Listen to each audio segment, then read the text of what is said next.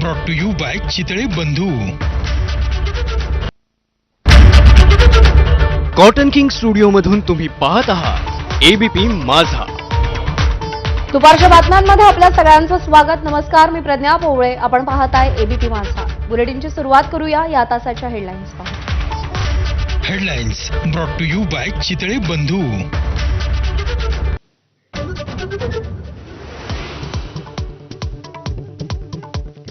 भाजपचा काँग्रेसला अतिशय मोठा धक्का. कट्टर काँग्रेस नेते दिवंगत राजीव सातव यांच्या पत्नी आणि काँग्रेस आमदार प्रज्ञा सातव यांचा भाजप प्रवेश ठरल्याची सूत्रांची माहिती.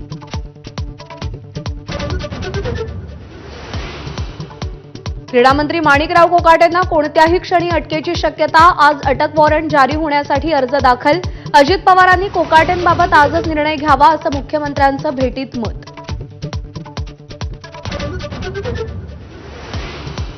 फडणवीस आणि अजित पवारांच्या भेटीत नवाब मलिकांबाबत चर्चा. मुख्यमंत्र्यांचा मलिकांना विरोध तर अजित पवार आग्रही. सहकाऱ्यांसोबत चर्चा करून निर्णय स्पष्ट करणार अजित पवारांचं सूतोवाच.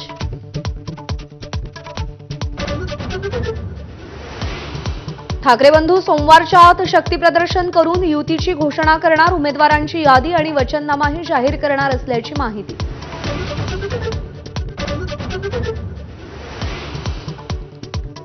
संजय राऊतांचा एकनाथ शिंदे आणि निवडणूक आयोगाबाबत वादग्रस्त वक्तव्य. शिंदेंच्या शिवसेनेचा जन्म नैसर्गिक नाही असाही निशाणा.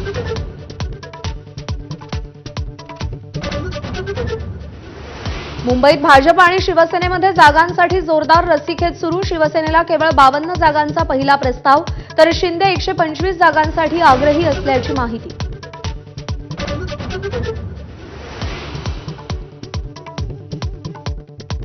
आगामी महापालिका निवडणुकीत वंचित बहुजन आघाडीची काँग्रेससोबत युतीची शक्यता.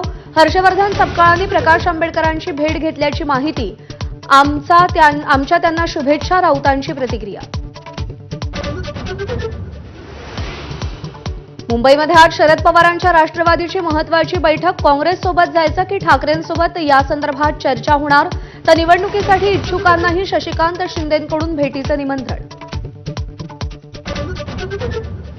अकोल्यात भाजपला निवडून द्या नाहीतर लाडकी बहीणचा निधी बंद होईल अशा धमक्या सुरू. भाजपचे माजी महानगराध्यक्ष अशोक ओळंबे यांचा बंडखोरांच्या सहविचार सभेतून आरोप. संभाजीनगरमध्ये माजी खासदार इम्तियाज जलील यांच्यावरती 500 आणि 100च्या नोटा उधळल्या. बिहार निवडणुकीत मिळालेल्या सेलिब्रेशन नंतर कार्यकर्त्यांचा उत्साह. नोटा उधळल्यानंतर चौफेर टीकेची झोड. अंबरनाथमध्ये भाजप उमेदवाराच्या कार्यालयावर अज्ञाताकडून गोळीबार. आरोपीचं नाव सांगूनही गुन्हा दाखल होत नसल्याचा माजी आमदार नरेंद्र पवारांचा आरोप. पोलीस ठाण्याबाहेर ठिय्या आंदोलन. पुणे पोलिसांकडून तब्बल 4 कोटींचा ड्रग्ज जप्त. गोवा, आसाम आणि मुंबईत छापेमारी. 31 डिसेंबरच्या सेलिब्रेशनच्या पार्श्वभूमीवर पोलिसांची मोठी कारवाई.